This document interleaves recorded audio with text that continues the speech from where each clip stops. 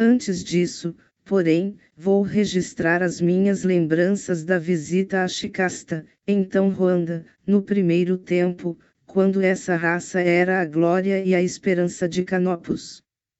Estou usando também relatórios de outras visitas a Shikasta, no tempo dos gigantes. Durante milhões de anos, o planeta pertenceu à categoria das centenas de planetas dos quais nos ocupamos. Era tido como detentor de grande potencial graças à sua história de mudanças repentinas, criação rápida de novas formas e degradações súbitas, com períodos de estagnação. Podia-se esperar dele quase tudo. Mas o planeta estava em um período milenar de estagnação quando foi exposto à irradiação prolongada de uma estrela de Antar, que explodiu, e eu fui enviado em missão para verificar. O planeta era fértil, mas em sua maior parte coberto de pântanos. Havia vegetação uniforme e estável. Nos pântanos foram encontrados vários tipos de lagartos e, nas pequenas áreas de terra seca, pequenos roedores, marsupiais e macacos. A desvantagem do planeta estava na curta duração da vida. Nosso rival, Sirius, plantará alguns espécimes em Shikasta, que não se extinguirão, mas sua duração, antes normal, alguns milhares de anos, adaptou-se e os indivíduos passaram a ter uma expectativa de vida de apenas alguns anos. Estou me referindo à medida de tempo de Shikasta. Houve conferências de especialistas, em Canopus e em Sirius, para discutir as possibilidades dessas espécies de curta duração e determinar se valia a pena dividir as terras entre nós. Desde a Grande Guerra entre Sirius e Canopus, que acabou com todas as guerras entre nós, tem havido reuniões regulares para evitar justaposição ou interferência entre as experiências dos dois planetas. Essa prática continua até hoje. A conferência não chegou a uma conclusão. Não sabíamos o que esperar do fluxo de radiação. Sirius e Canopus concordaram em esperar para ver. Durante esse tempo, Shamat tinha feito também uma inspeção, mas só viemos a saber disso mais tarde. Quase imediatamente, nossos enviados relataram alterações assombrosas nas espécies. Todo o pântano nevoento e fértil fremia com as mudanças. Os macacos, especialmente, estavam gerando todo tipo de variações, algumas verdadeiros aleijões e monstros, mas outras notáveis, que prometiam resultados interessantes. O mesmo se dava com todo tipo de vida, vegetação, insetos, peixes.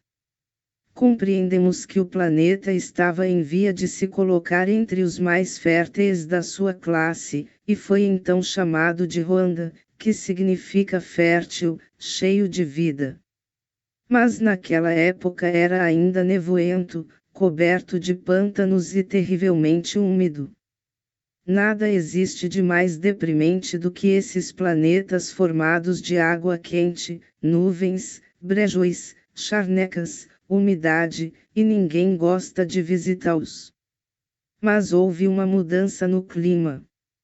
A água fervia nos pântanos e nos brejões e pairava no ar, sob a forma de nuvens baixas.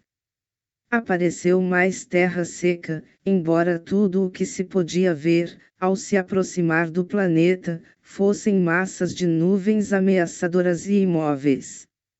Houve outro fluxo de irradiação completamente inesperado e os polos se congelaram, formando camadas espessas de gelo. Ruanda transformava-se em um planeta mais desejável, com imensas massas de terra, a água distribuída em áreas definidas ou correndo em canais ou rios.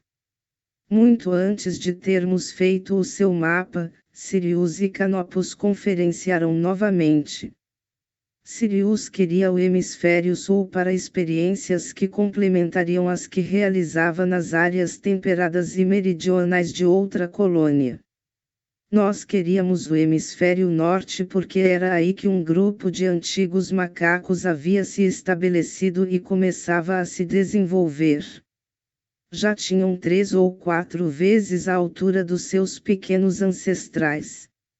Demonstravam tendência para caminhar eretos e um rápido crescimento da inteligência. Nossos especialistas nos diziam que essas criaturas deveriam continuar essa evolução acelerada e que se tornariam uma espécie de grau A, provavelmente dentro de 50.000 anos, desde que não houvesse mais nenhum acidente cósmico.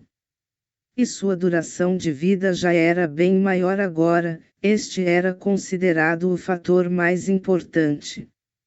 Canopus resolveu expor Ruanda a um plano de crescimento forçado, plano prioritário a todo risco. Isso se deveu, em parte, ao fato de sabermos que uma de nossas colônias, instável como Ruanda, teria pouco tempo de vida. Em 20.000 anos, um cometa a colocaria fora do curso. Isso transtornaria o equilíbrio do nosso sistema tão cuidadosamente mantido. Ver mapas e cartas números 67M a 93M, área 7D3, no edifício de demonstração planetária. Se por essa época Ruanda tivesse atingido o nível operacional, poderia tomar o lugar do infeliz planeta no nosso plano cósmico. Aconteceu exatamente como estava previsto: o planeta, colocado fora de equilíbrio, perdeu toda a vida rapidamente e hoje está morto. Para sermos mais exatos, precisávamos apressar o progresso de Ruanda para que atingisse o nível desejado em 20.000 e não em 50.000 anos. Como de hábito, sondamos o pessoal das colônias à procura de voluntários e escolhemos uma espécie da colônia 10, excepcionalmente bem-sucedida em desenvolvimento simbiótico. Naturalmente é preciso que a espécie possua determinadas características mentais para preencher certas condições, digamos, deve ter espírito de aventura. Embora sejam conhecidas as linhas principais de um desenvolvimento provável, nunca se pode prever exatamente o resultado da simbiose de duas espécies, há muitos imprevistos. Assim, eles foram informados de que Ruanda era imprevisível, anormalmente sujeita a alterações e ao acaso. Acima de tudo, não sabíamos como seria a adaptação do tempo de vida. Se fosse para baixo, isto é, favorecendo o tempo de vida de Ruanda, esses voluntários da colônia 10 estariam se expondo a suicídio racial. Mas é preciso esclarecer que, nessa fase e nessa época, a espécie era forte e saudável, com mente viva e facilmente adaptável e memória genética de experiências similares. Foram introduzidos pequenos grupos de voluntários da colônia 10 em Ruanda, em vários pontos do hemisfério norte. Eram ao todo 1.000 indivíduos, entre homens e mulheres, e quase imediatamente, isto é, em 500 anos, tudo indicava que a experiência seria um sucesso. A interação entre as duas espécies era perfeita, tendo sido ambas afetadas positivamente. Não houve agressão instintiva devido à incompatibilidade genética. Nós, em Canopus, nos congratulamos. Dentro do prazo de 20.000 anos, a raça mais jovem, os ex-macacos, atingiria o nível requerido e o povo da colônia 10, de desenvolvimento rápido, teria atingido um estágio que se poderia definir como um passo à frente na evolução que habitualmente levaria um tempo 10 vezes mais longo. Descreverei a situação de Ruanda mais ou menos 1.000 anos depois da introdução das espécies da colônia 10. Em primeiro lugar, a raça indígena. Nada de excepcional, já tínhamos visto isso antes, pois é um padrão encontrado em muitos planetas. As criaturas caminhavam agora sobre as patas traseiras e seus braços e mãos podiam desempenhar os trabalhos mais variados e usar ferramentas. Tinham uma consciência acentuada do próprio valor, isto é, como criaturas capazes de manipular o meio ambiente e sobreviver. Caçavam e iniciavam-se na agricultura. Seu tamanho era o de um chicastiano médio de hoje, e aumentava rapidamente. O cabelo era espesso e longo e o corpo coberto de pelos grossos e curtos. Viviam em pequenos grupos bem disseminados, com pouco contato uns com os outros. Não lutavam entre si. Sua expectativa de vida era de aproximadamente 150 anos. Uma boa parte dos primeiros espécimes da colônia 10 morreu cedo, mas isso era de esperar. Parece não haver explicação para esse tipo de morte. As crianças atingiam o tamanho dos pais antes de saírem da infância, a espécie aumentava de tamanho com tanta rapidez que eles próprios se chamavam de gigantes, desde o princípio. Isso provocava um certo constrangimento, nenhuma espécie observa mudanças rápidas em si mesma sem se preocupar. Eram por natureza uma raça alta e forte, mas depois de 1000 anos em Ruanda tinham 3 vezes sua altura inicial. Eram bem constituídos. Morenos ou negros, cuja pele saudável tinha um brilho atraente. O corpo sem pelos e pouco cabelo na cabeça. As unhas dos pés e das mãos eram apenas vestígios, não passando de um espessamento da pele. Era muito cedo para saber como seria afetado seu tempo de vida.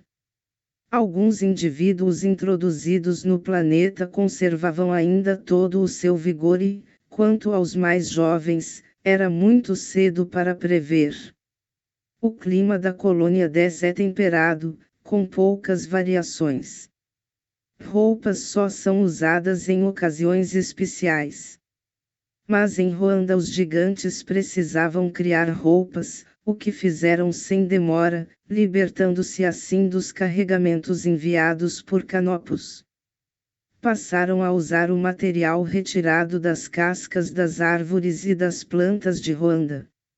Estabeleceram um relacionamento tutelar com os nativos que era interessante e satisfatório para ambos os lados.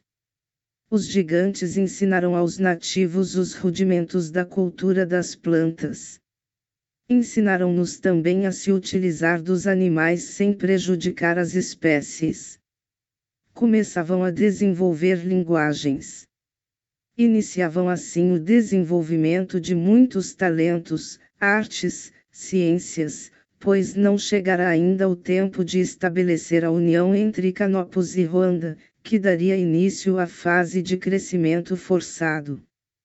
As condições continuavam favoráveis e, mais ou menos 7.000 anos depois do entrelaçamento das duas espécies, foi enviada uma missão especial de Canopus para verificar se tinha chegado o momento de estabelecer a união. Aqui estão passagens do relatório dessa missão, número 1300, Ruanda. Os gigantes. Duração da vida: na colônia 10 viviam até 12.000 ou 15.000 anos. Nosso temor de que sua imersão nas condições de Ruanda reduzisse drasticamente esse tempo de vida provou não ser infundado. A princípio, esse tempo foi reduzido para mais ou menos 200 anos. Logo a seguir, começou a melhorar e agora viviam 4.000 a 5.000 anos. A tendência era para elevar essa duração. Foram observadas as anomalias costumeiras. Uma minoria morre, aparentemente sem motivo, na juventude. Não são do tipo que se pode classificar de degenerado, ver tamanho, abaixo, os que são magros e mais tênues, pois geralmente vivem tanto quanto os fortes. Não temos também meios de prever quem vai viver até 200 anos e quem chegará aos 500. Tamanho, tem o dobro do tamanho que tinham ao deixar a colônia 10. São fortes e bem proporcionados, com grande resistência física. As variantes são, extremamente magros, com ossos longos e movimentos desajeitados, ou são muito gordos e fortes. Colocando esses dois extremos lado a lado, diríamos que pertencem a espécies diferentes. Cor: os tons marrom escuro e negro apresentam variações de marrom claro e até mesmo creme. Capacidade mental: a capacidade mental geralmente melhora com a simbiose. O nível de inteligência prática não difere do nível da colônia 10, mas os níveis mais altos foram acentuadamente estimulados, o que faz da experiência um sucesso. Os nativos. Duração da vida, aumentando. Mas não com a mesma rapidez da dos gigantes. Vivem cerca de 500 anos, a não ser que sofram acidentes. Como os gigantes, morrem quando atacados por minúsculos organismos, alguns de origem local, outros do espaço. Não foram encontrados sinais da doença degenerativa. Tamanho: metade do tamanho dos gigantes, cerca de 2,50 a 3,00 metros. O tipo físico refinou-se acentuadamente. O pelo do corpo diminuiu. Os cabelos da cabeça aumentaram e têm sobrancelhas espessas. Estrutura, feições, características gerais sólidas e fortes. Continuam acentuados os sinais de origem animal. A maior parte tem olhos castanhos. Em todo o grupo do hemisfério norte, essas criaturas apresentam uma acentuada uniformidade. Cor: o tom da pele vai do marrom ao creme, mas a maioria tem a pele marrom claro. Capacidade mental: nenhum traço dos poderes mais altos, mas sua inteligência prática desenvolve-se acima das expectativas, constituindo uma base firme e saudável para o que planejamos para a União. Generalidades. O relacionamento entre gigantes e nativos é bom. Mantém contato permanente mas superficial. Os gigantes os visitam apenas quando os nativos precisam de conselho ou orientação. Os gigantes vivem a não mais de 100 quilômetros dos seus protegidos. Suas instalações são confortáveis, mas naturalmente consideradas temporárias, usadas apenas como experiência para a fase futura. Isto é, todos os edifícios, plantações e sistemas de irrigação têm caráter experimental, visando aos alinhamentos cósmicos futuros que dependem da União. Esta missão tem o prazer de relatar que não há nenhum sinal da doença degenerativa. Em nenhum lugar existem construções ou outro tipo de desenvolvimento que não sejam destinados à preparação para a União. Todas as instalações são naturalmente dispostas, tanto quanto possível neste estágio, de acordo com os fatores geofísicos. Os nativos vivem em construções mais primitivas, do ponto de vista do alinhamento cósmico, embora, no que se refere ao aspecto físico, algumas moradias tenham atingido certo nível de beleza, além de suprir o calor e o conforto necessários. Esse fator, mais do que qualquer outro, nos leva à conclusão de que a união deve ser feita o mais brevemente possível. Algumas residências têm desenhos nas paredes, nos tetos, cerâmicas, utensílios, tecidos. Os desenhos, graças à orientação dos gigantes, concordam com as necessidades desta fase, mas em pouco tempo o desequilíbrio será inevitável. A caça deixou de ser a principal fonte de alimento. A agricultura está bem desenvolvida, tem grãos de toda espécie, vegetais e plantas de folhas. O cultivo da terra apresenta bom desenvolvimento, ao lado da criação de animais. Não há ainda necessidade urgente de irrigação, as fontes de água natural continuam adequadas. Mas as pesquisas dos gigantes sugerem que deverá ser estabelecida nas áreas mais quentes do centro. O nosso relatório demonstra sucesso. Esta missão é de opinião que as condições são favoráveis ao estabelecimento da União. Os gigantes estão ansiosos por isso. Sem fazer exigências ou pretender apressar as fases que não devem ser apressadas, sentem-se excluídos dos contatos comuns com a galáxia. Embora nenhum deles individualmente tenha lembrança do contato genuíno, o fluxo livre de pensamento, ideias, informação, crescimento entre planetas da nossa galáxia, não faz muito tempo que o mais antigo imigrante da colônia 10 morreu, e, de qualquer modo, sua memória genética é muito poderosa, ativa e em desenvolvimento. E a preparação para a união está completa. Uma advertência. Há rumores persistentes, a maioria deles sob a forma de histórias e canções dos nativos, que tomam conhecimento dos fatos nos encontros dos grupos, em expedições de caça e outras, de que lá embaixo, no sul, existem raças de seres guerreiros e extremamente hostis.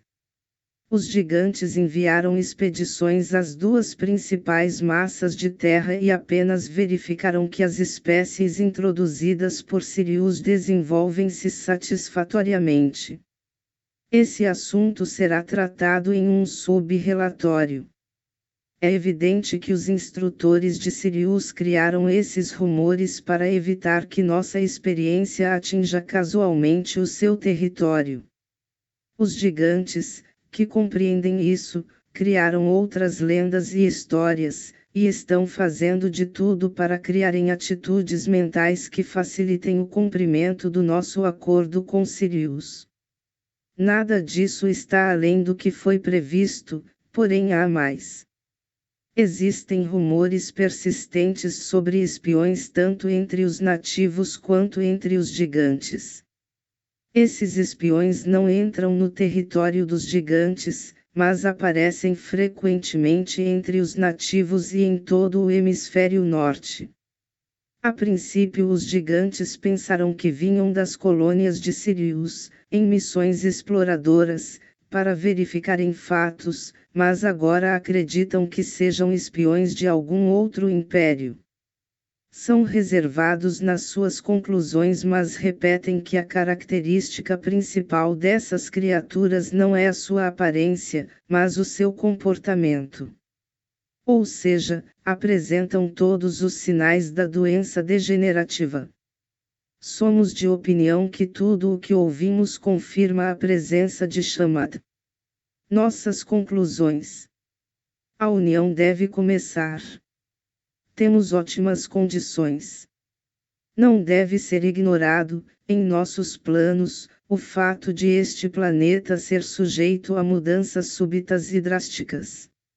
Sirius deve fazer uma investigação para verificar se espiões de Shamat foram vistos nos seus territórios.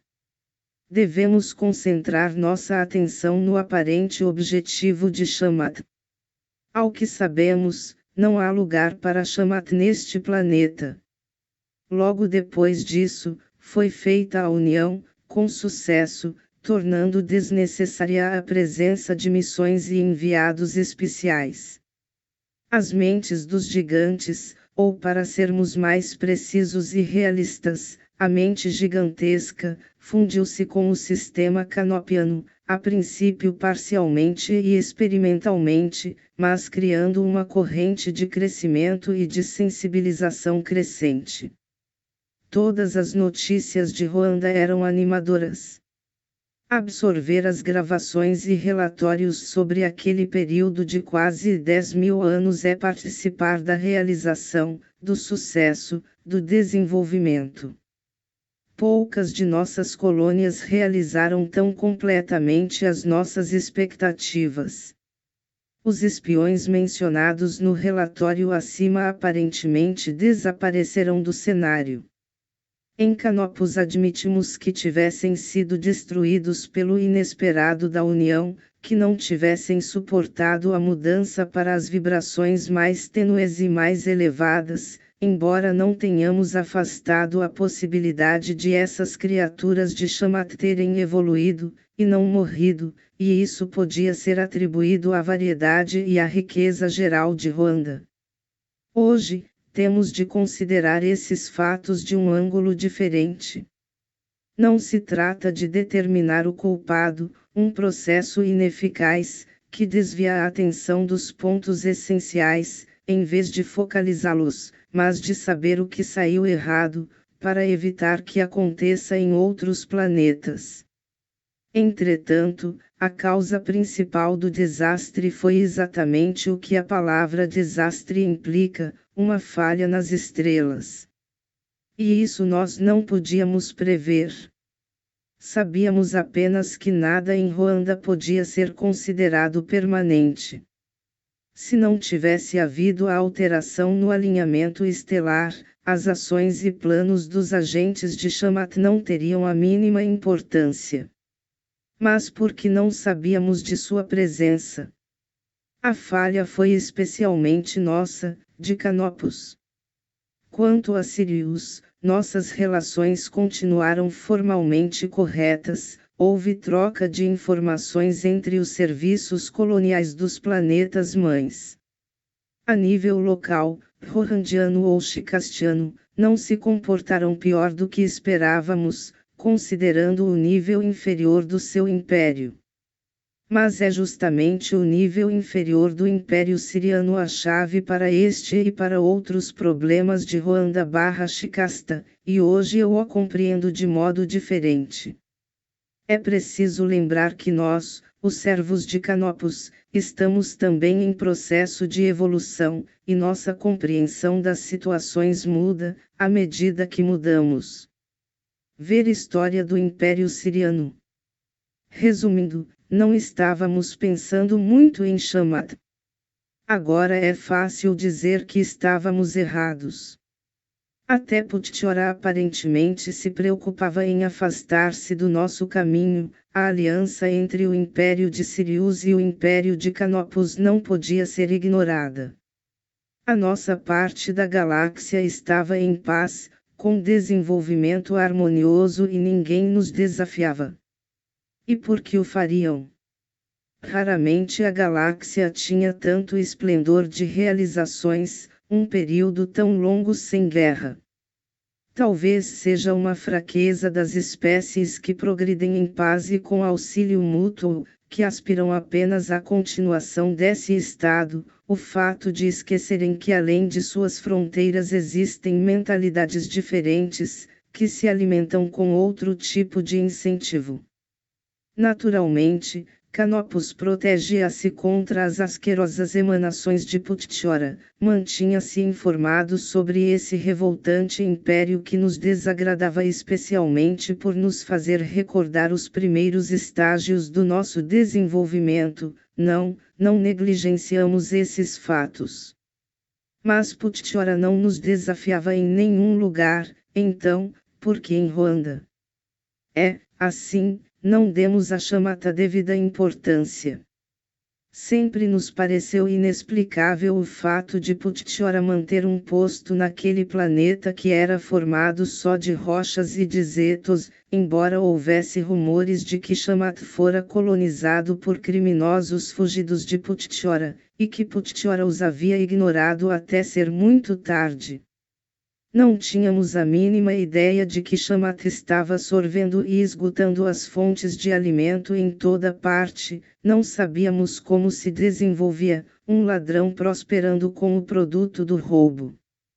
Quando Shamat já era um estado pirata florescente, ainda o considerávamos como um apêndice sem importância do terrível mas felizmente longínquo Puttiora.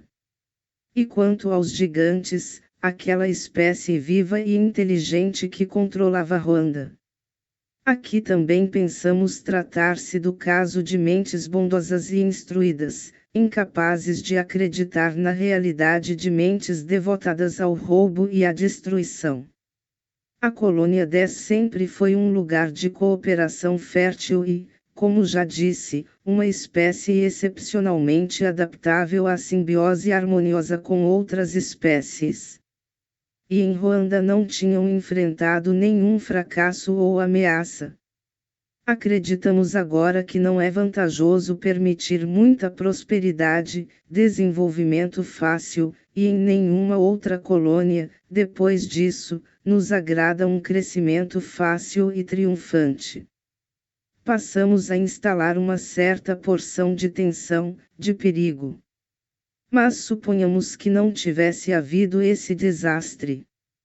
Provavelmente ninguém teria sabido que Shamat estava em Ruanda, pois Shamat só tem sucesso onde existe desequilíbrio, dano, desalento. Tivemos poucas informações sobre a crise. Não havia razão para prevê-la. O equilíbrio de Canopus e do seu sistema alterou-se subitamente. Precisávamos descobrir o que estava errado, o mais depressa possível. Descobrimos. Era Ruanda. Estava em defasagem, e piorando rapidamente. A união se enfraquecia. Alterava-se o equilíbrio entre as forças no interior do corpo de Ruanda. Essas alterações eram como respostas, e então tivemos de procurar fora de Ruanda, a um desequilíbrio das forças em algum outro lugar, entre as estrelas que nos sustentavam, que sustentavam Canopus, numa teia de correntes interativas dos nossos planetas colonizados. Ruanda foi o primeiro a sentir o desalinhamento porque é sensível por natureza. Ruanda estava em perigo, Ruanda precisava ser salva urgentemente, e colocada em fase, ajustada, assim pensamos na época. Logo, porém, verificamos que isso não podia ser feito. Ruanda não podia conservar seu lugar no nosso sistema. Não se tratava de ajudá-la e sim dela mesma lançar-se para fora. Muito bem, podíamos minimizar o impacto e providenciar tudo, assim pensamos no segundo estágio da nossa descoberta. Ruanda estava iniciando um longo período, mas, naquele estágio, não podíamos imaginar quão longo, de estagnação. Precisávamos evitar que houvesse uma perda drástica de tudo o que tinha sido realizado, nós a manteríamos até a nova mudança nas forças cósmicas que, estávamos certos, se processaria. No entanto, tivemos de enfrentar alguma coisa mais, alguma coisa muito pior. Não conseguíamos fazer com que nossa informação coincidisse com os dados recebidos de Ruanda. As correntes de Ruanda chegavam desconexas, estridentes, vacilantes, obviamente estavam sendo interceptadas. Antes disso, a união forte e completa entre nós e Ruanda impossibilitava qualquer tipo de interferência, mas agora não havia dúvida de que a comunicação estava sendo recebida por terceiros. Tudo aconteceu ao mesmo tempo. Informação de Sirius sobre o súbito acréscimo da força e do orgulho de Puttiora. Informações dos nossos espiões no Império de Puttiora, sobre Shamat, especialmente. Shamat parecia o cambaleio despudorado de um bêbado jactancioso. Shamat ia de força em força. Shamat aproveitava-se da recente fraqueza de Ruanda, que estava desprotegida, aberta, vulnerável. Isso significava que Shamat estivera esperando em Ruanda, estabelecido em Ruanda, e sabia o que estava para acontecer. Não era possível, porque, com a nossa tecnologia infinitamente mais avançada do que a de Shamat, não tínhamos sabido de nada.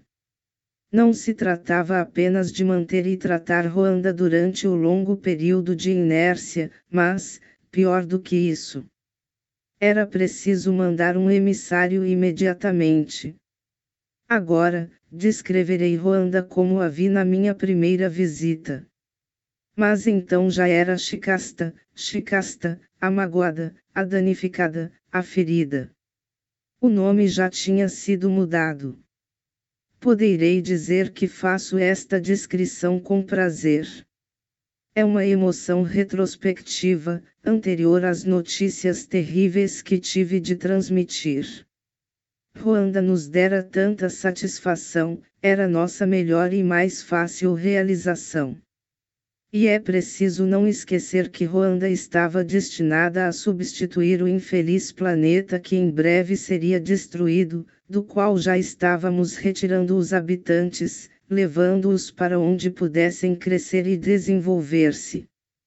Ao sair de Canopus deixava atrás de mim uma tremenda crise, uma movimentação de forças, mudanças, ajustamentos, planos feitos com carinho, e nos quais tínhamos confiado por milênios, eram modificados, adaptados, substituídos, e desse lugar tumultuado saí para Shikasta, a mortalmente ferida.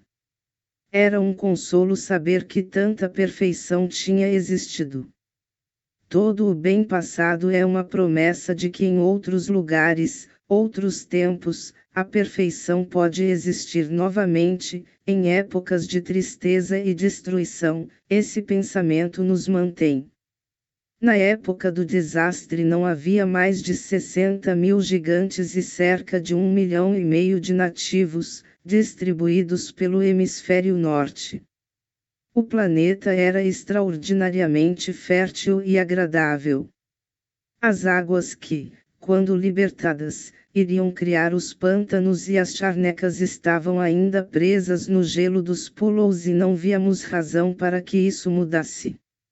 Grandes florestas estendiam-se nas zonas norte e temperada e nelas havia todo tipo de animais, diferentes dos que tinha visto na minha primeira visita apenas no tamanho. Não eram inimigos dos habitantes.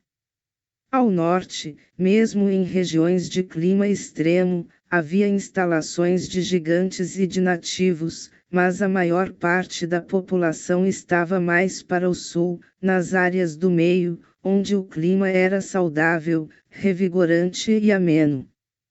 As cidades tinham sido construídas nos locais indicados pelas marcas de pedra, de acordo com o plano, seguindo as linhas de força da Terra, naquela época.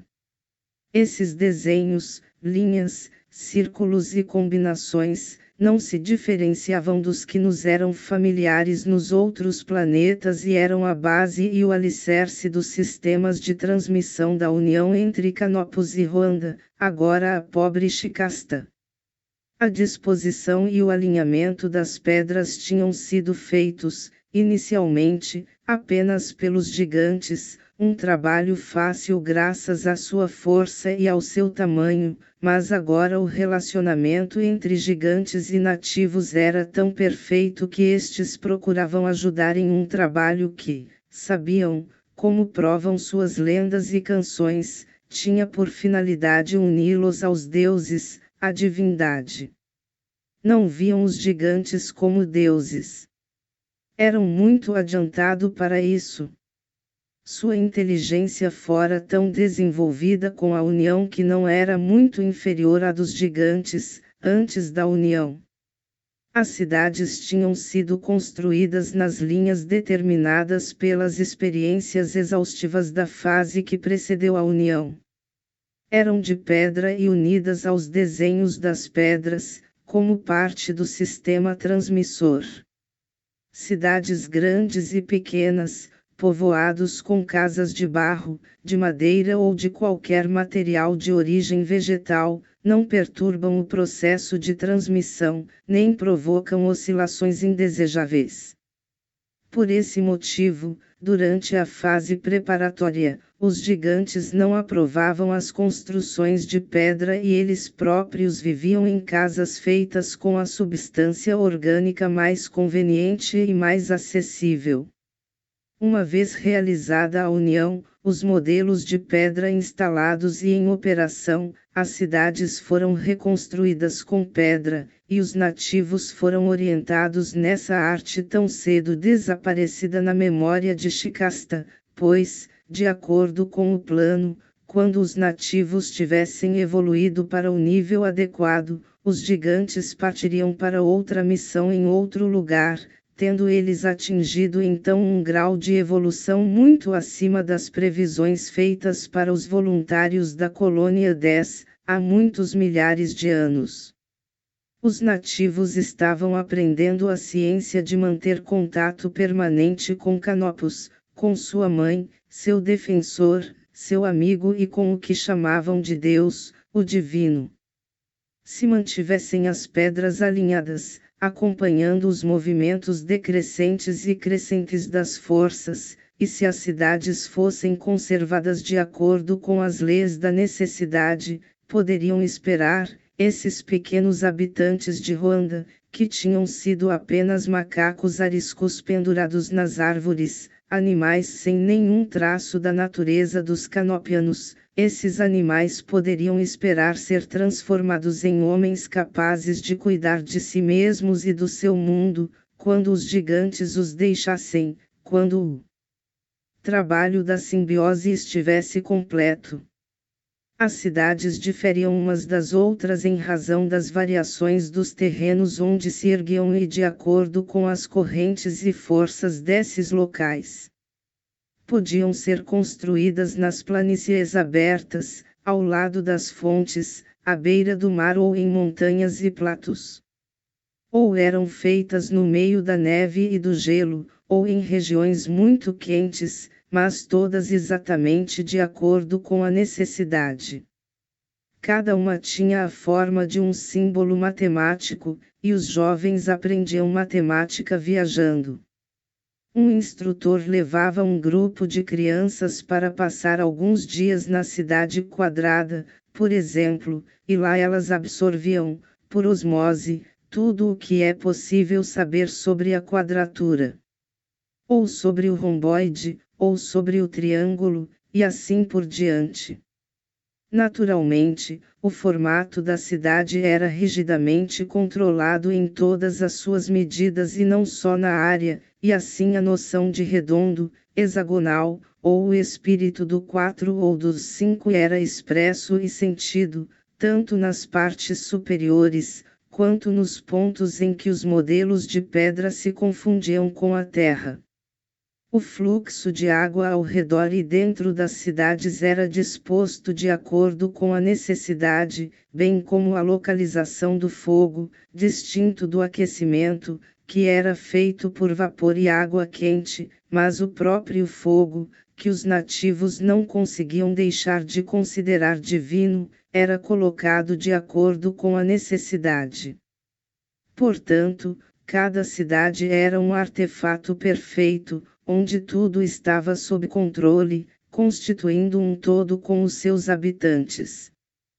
Pois chegou-se à conclusão de que alguns temperamentos se adaptariam melhor e produziriam mais em uma cidade redonda, ou triangular, e assim por diante.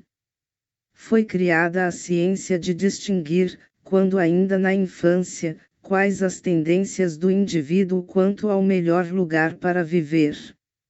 E nisso estava a fonte daquela infelicidade que deve ser o destino de todos os habitantes da nossa galáxia, de um modo ou de outro, pois nem sempre todos os membros de uma família se adaptavam ao mesmo tipo de cidade. E até os amantes, se é que posso usar essa palavra, que significa um relacionamento hoje impossível de ser reconhecido por qualquer chicastiano, tinham de se separar e o faziam, pois todos aceitavam o fato de que sua existência dependia da submissão voluntária ao grande todo, e que essa submissão, essa obediência, não era servitude ou escravidão, estados que jamais existiram no planeta e que eram desconhecidos, e sim a fonte da sua força, do seu futuro e do seu progresso. Agora, as duas raças viviam juntas, sem separação, embora não se unissem por casamento. Isso seria fisicamente impossível. Os gigantes não tinham crescido mais desde o relatório anterior, tinham mais ou menos 6 metros de altura. E os nativos tinham a metade. Mas, nesse intervalo, os gigantes tinham sofrido variações na cor e no tipo do corpo e do rosto. Alguns eram negros, de um negro brilhante, como os primeiros imigrantes. Outros apresentavam todas as tonalidades do marrom quente e vivo. Havia alguns de pele pálida e seus olhos eram tão azuis que os primeiros a aparecer provocaram inquietação e até repulsa. Os nativos eram também de diversas tonalidades e seus cabelos iam do negro ao castanho claro. Os gigantes tinham agora algum cabelo, talvez em virtude da pressão climática, mas era ralo e curto, contrastando com as espessas cabeleiras dos nativos. Os gigantes de olhos azuis podiam ter cabelo descorado ou de um amarelo pálido, mas isso era considerado uma desgraça. O sexo tinha intensidade diferente nas duas raças. Os gigantes, que viviam 4.000 ou 5.000 anos, reproduziam-se uma ou duas vezes, ou nenhuma durante toda a sua vida. E o período de gestação era longo, de 4 a 5 anos. As mulheres gigantes, quando não estavam grávidas ou cuidando dos filhos, faziam o mesmo trabalho que os homens, o que se dava na maior parte de suas vidas. O trabalho era quase todo mental, a tarefa devotada e contínua de conservar os níveis adequados de transmissão entre o planeta e Canopus. Para os gigantes, o sexo não era um impulso tão forte quanto para os nativos. A força do sexo, as atrações, as repulsões, a exacerbação e a diminuição do sentimento eram transformadas em forças mais altas, exceto quando necessárias para a propagação. Os nativos eram incentivados a se reproduzir. Viviam agora mais ou menos 1.000 anos, mas o planeta podia comportar facilmente uma população maior. As previsões não ultrapassavam 20 milhões, mais ou menos, crescendo aos poucos, nos próximos 1.000 anos. Nada fora planejado para o caso de um aumento mais rápido. Seriam construídas cidades bem situadas, seguindo um plano cuidadoso e não haveria falta de espaço para atender a necessidade. Os nativos que desejavam e que, por consenso geral, eram considerados aptos podiam ter vários filhos nos primeiros 100 anos de vida. Depois disso, embora o sexo continuasse como prazer e força de equilíbrio, os mecanismos de procriação tornavam-se inoperantes e entravam então no período de meia-idade, longo, vigoroso e saudável. A doença degenerativa, como a chamamos, não existia, as doenças degenerativas físicas, que mais tarde se tornaram comuns, não tinham aparecido ainda. Gigantes e nativos morriam em acidentes, naturalmente, mas não de outro modo, a não ser em casos raros de invasões de vírus, contra os quais não tinham defesa. Nesses casos, os programas de procriação eram reajustados de acordo com as necessidades.